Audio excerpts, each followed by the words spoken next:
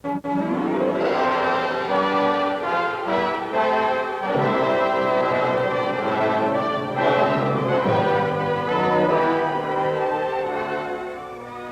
and built by Avro Aircraft at Malton, Ontario, this unconventional circular vehicle known as the Avrocar rises vertically and travels over the ground on a cushion of air. 2 of these 18-foot diameter research vehicles have been built.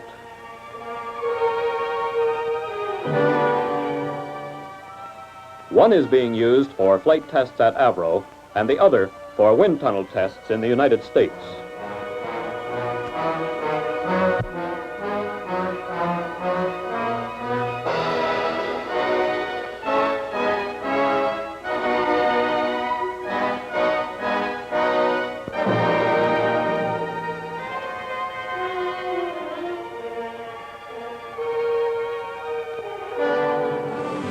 An extensive program of research and development in the field of disc flight, which was started in 1952, is being conducted by Avro Aircraft Limited at Malton, Ontario. Early studies on behalf of the United States Air Force proved the feasibility of a circular planform vertical takeoff aircraft utilizing a system of peripheral jets for propulsion, stabilization, and control. The current phase of the program entails the design and construction of the Avrocar. When the basic design criteria for the vehicle were established, construction of a full-scale wooden mock-up was started. Radially disposed ribs with covering skin form the primary structure. Unlike the actual vehicle, which is manufactured in 3 segments, the mock-up was built in 2 halves. A covered superstructure of beams and partitions form compartments for the crew, power plant, equipment, and cargo.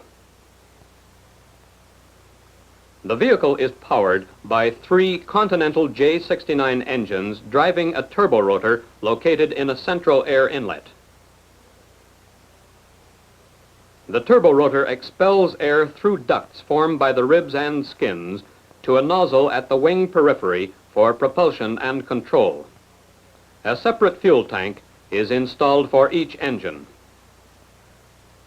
Exhaust gases from the engines, which act as gas generators, are directed through tusk-shaped ducts onto the turbine section in the turborotor. As detailed design information became available, the installation of systems and equipment progressed.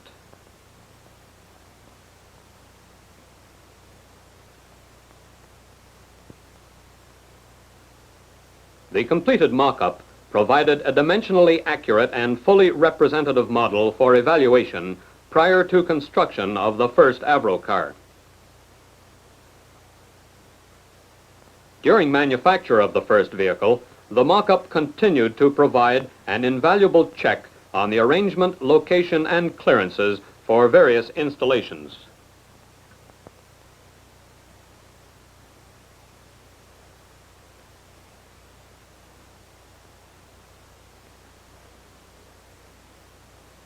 A 1/20th scale model, designed and manufactured for use in the Avro ejector wind tunnel, provided preliminary data on the aerodynamic characteristics of the Avrocar, both in hovering and in forward flight.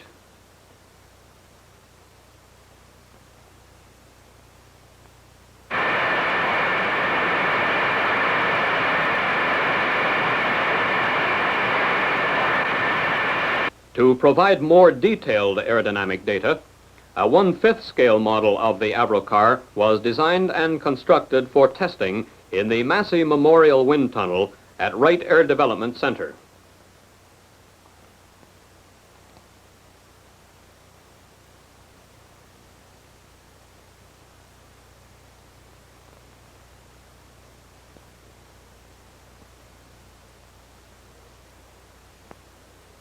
Before being dispatched to WADC for installation in the tunnel, the model and its supporting structure, together with integral force balance, were assembled. Tests were carried out to check the functional behavior of the model and the balance.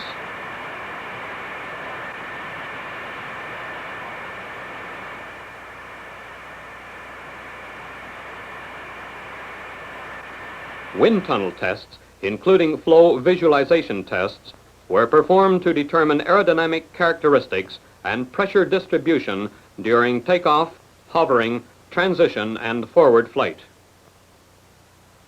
To investigate the unique system of propulsion and control to be used in the Avrocar, a full-scale 20-degree segment of the peripheral nozzle and outer portion of the wing was constructed.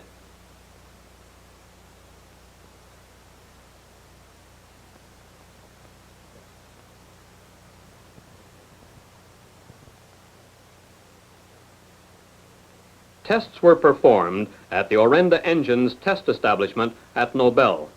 Here, airflows and pressures could be provided to the segment to match those supplied by the turborotor in the actual vehicle.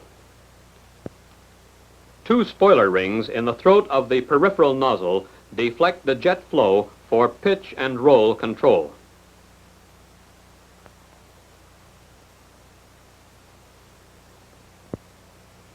Instrumentation was installed to supply data to automatic recorders and manometer boards in the control room.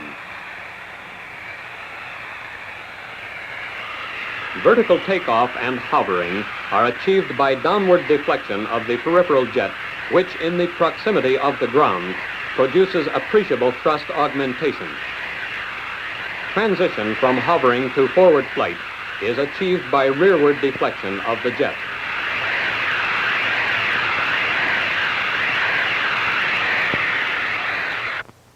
Was operated as a flight simulator with representative controls and instrumentation.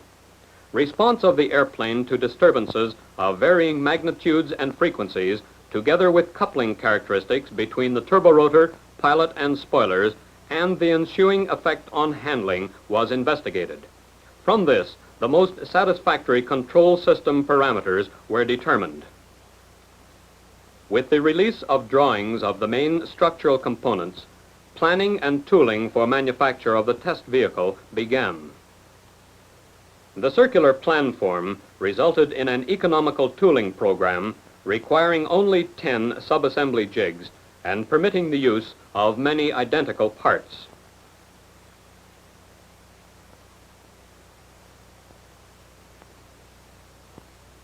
One final assembly jig is used for assembly of the main structural components.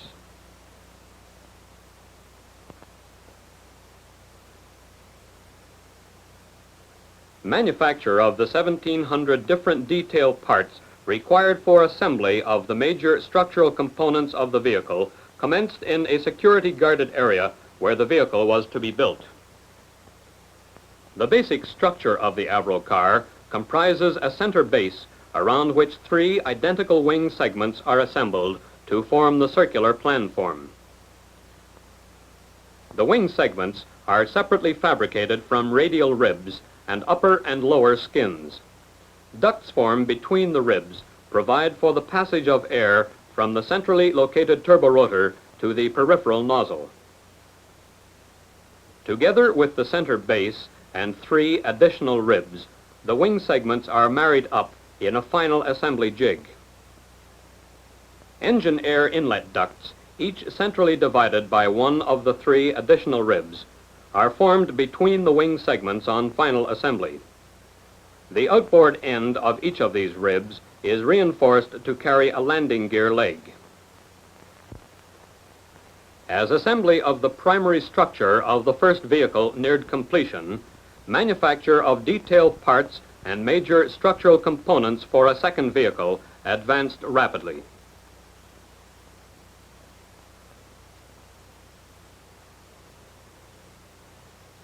After assembly of the primary structure and the installation of the tricycle landing gear, the vehicle is removed from the final assembly jig.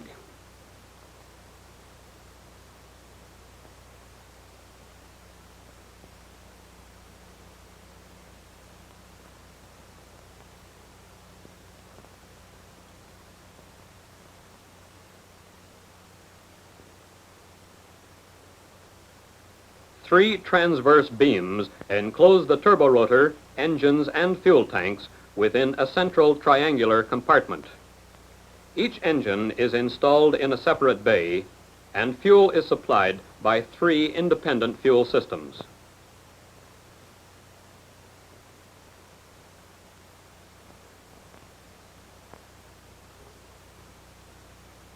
Crew and cargo compartments are located outboard of the transverse beams.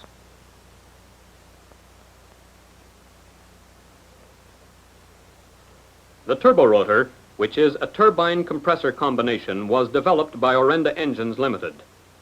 To achieve a lightweight unit, hollow brazed steel compressor blades are used. In this pilot program, one blade was processed to prove the suitability of the copper brazing employed in manufacture. The 2 compressor blade segments, a root fitting and a tip fitting, are installed in a jig. Flux is then applied prior to installation in a bell for brazing.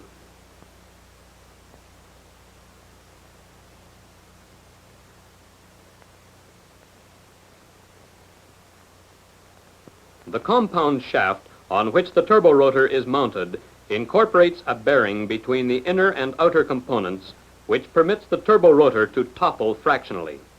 This motion is transmitted to the spoiler rings in the peripheral nozzle. Radiating from the hub of the turborotor, the 31 compressor blades terminate in fittings to which 31 turbine segments are attached.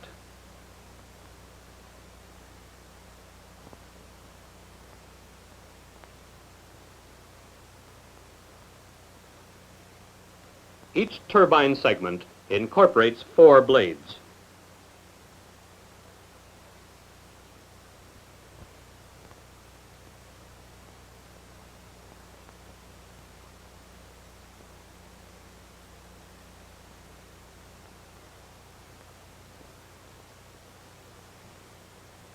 A simulated inner wing with integral anti-swirl vanes was manufactured for the purpose of testing the turborotor.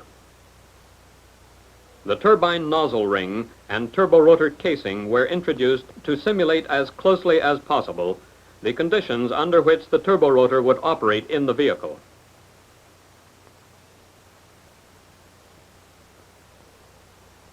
The completed turborotor was then installed.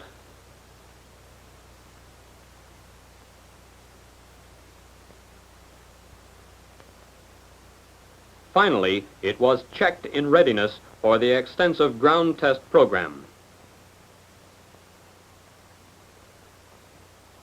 The entire assembly was mounted in the turborotor test rig, and the tusk-shaped exhaust ducts used in the vehicle were fitted.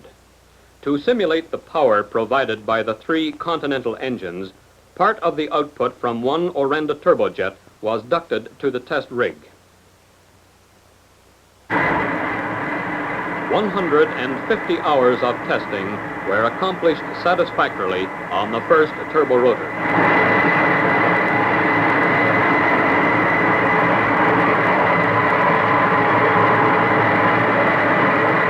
Subsequently, a second turborotor, which had been proof tested for 8½ hours, was installed in the vehicle.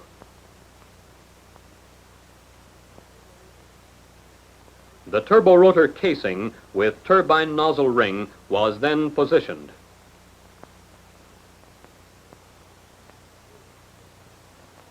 The third engine and its associated exhaust duct was installed.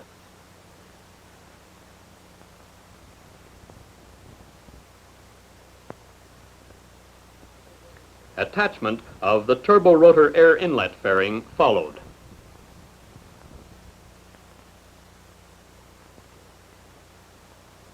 During construction, numerous tests were carried out on the various airplane systems. Typical of these were control system checks. Installation of the inner wingtip permitted mechanical checking of the transition control rings. The rings are used to direct air during hovering and transitional flight. After attachment of the outer wingtip, a final check is made of operating clearances.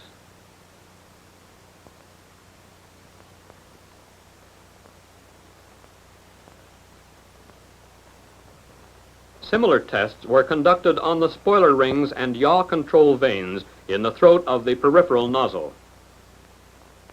Fitting of canopies and hatches brought manufacture of the first Avrocar to completion.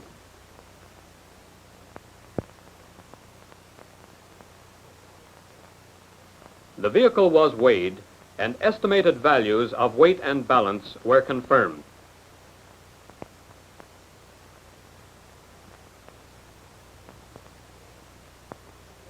After weighing, the Avrocar was moved from manufacturing into the test area.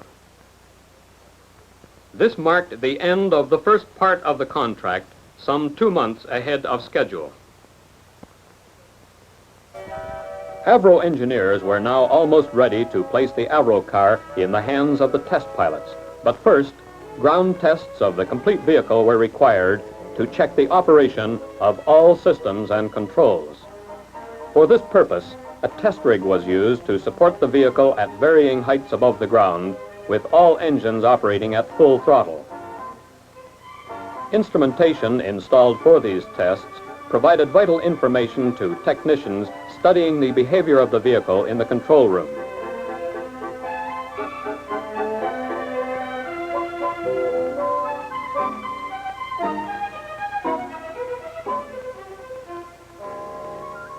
Satisfactory completion of these tests meant that flight testing of the Avrocar could now begin. But for the first vehicle, a further series of tests, this time in a wind tunnel, was still to follow. Packed in one large case, the vehicle was shipped from Malton to Ames Research Center in California, where a wind tunnel large enough to accommodate the 18-foot vehicle was available.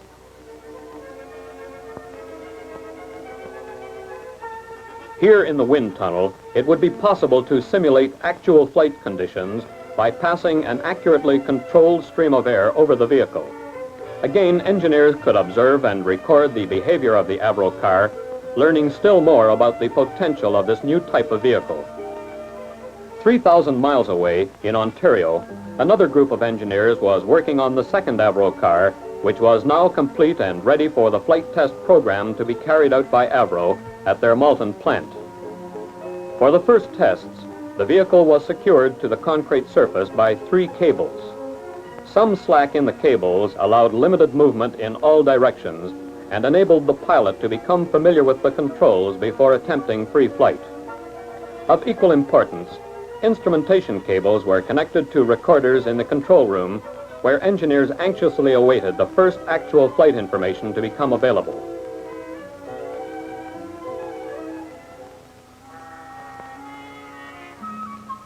Early flights over a flat concrete surface provided the first real opportunity to demonstrate the ability of the Avrocar to take off vertically, hover, and maneuver in the ground cushion.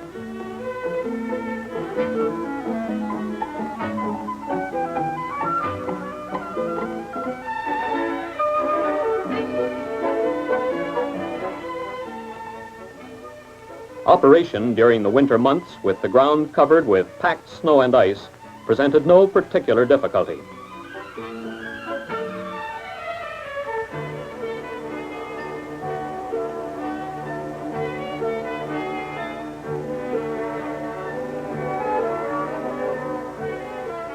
A measure of the stability of the Avrocar was evidenced by the fact that it could be flown hands-off for considerable distances.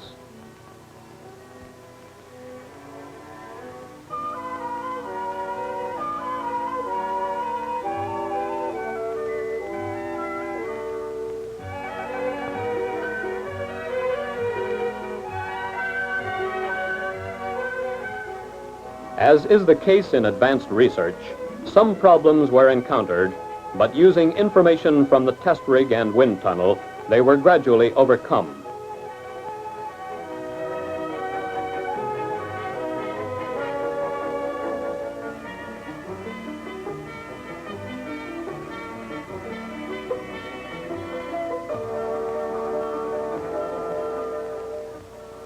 The vehicle was now operating successfully over flat concrete surfaces at a height of 3 feet and at speeds up to 30 knots. However, the aim was to operate the Avrocar across unprepared terrain over which conventional vehicles could not travel. The next part of the program was therefore planned to include flights over rough ground with some soft patches. For these flights, the wheels were replaced by landing pads.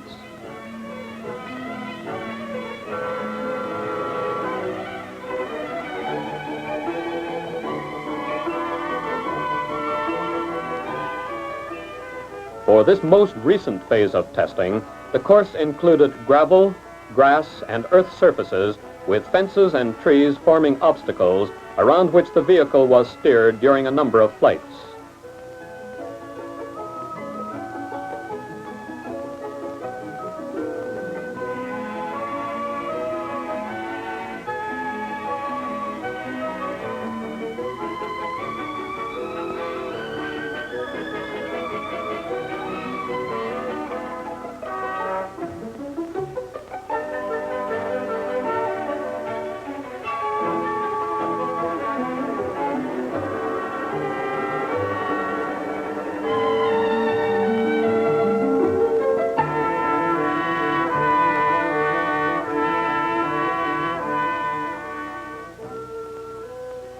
A 10% grade at the far end of the course provided an additional test of the vehicle's ability to travel over this type of terrain.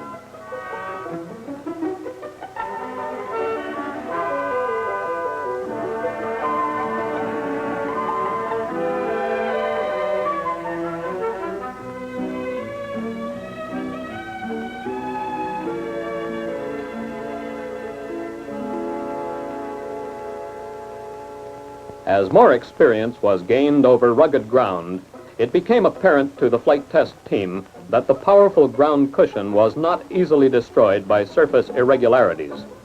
Crossing a series of ditches up to 3 feet in depth was therefore selected as the next test for the Avrocar.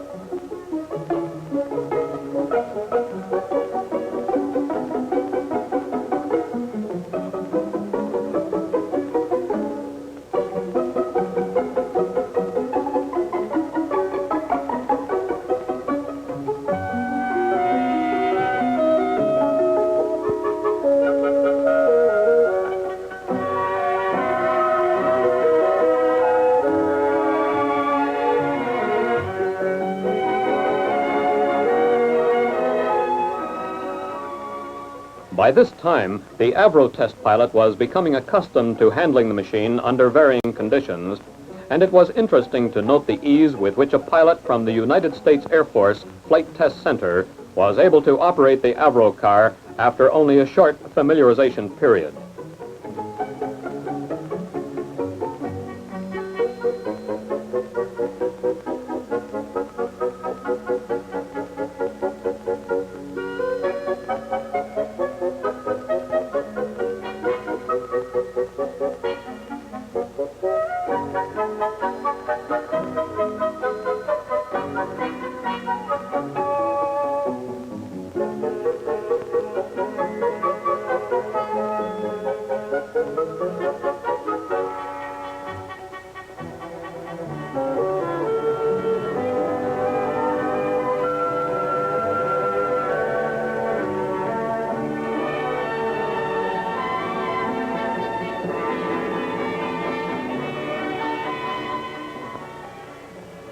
These flights with the Avrocar have proved the feasibility of designing and building ground cushion machines which will be able to operate without prepared bases and travel over terrain beyond the present capability of wheeled or tracked vehicles. Avro engineers have accumulated a wealth of knowledge and technical information on this new and promising system of transportation, which may well prove to be an invaluable aid to scientific exploration and endeavor in many parts of the world.